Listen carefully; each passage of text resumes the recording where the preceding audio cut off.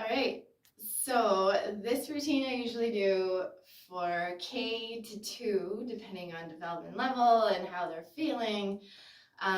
We talk a bit about hip hop culture, we talk about dancing in a cypher, encouraging each other. We talk about left side, right side body, because it's hokey pokey. And then also different kinds of spins that you can do, so turns and different kind of jumps you can do. And then we also do a bum spin. Oh, and we also talk about counting, so 8 as the magic number. Okay.